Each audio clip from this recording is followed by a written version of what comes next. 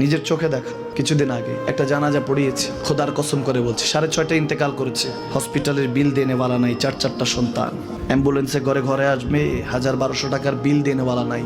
কি বুঝলেন? ক্ষণস্থায়ী দুনিয়া।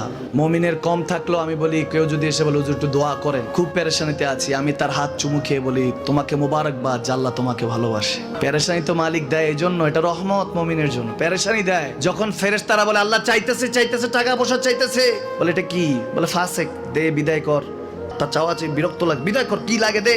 মুমিন যখন চাইতে থাকে আল্লাহ আমাকে কিছু লাগবে, যখন একটু করে চায় আমার মাটাকে সুস্থ করে দাও, বাবাটাকে আল্লাহ আমার স্ত্রীকে, আমার আমাকে একটু তৌফিক দাও, চাইতে থাকে মুমিন। আল্লাহ বলে যখন ফেরেশতারা দেখে মুমিন চাচ্ছে, দেরি করতে পারে না, তাড়াতাড়ি খাজানা নিয়ে দিতে নেবে, আল্লাহ বলে রাখোস না, এত তাড়াহুড়া কিসে?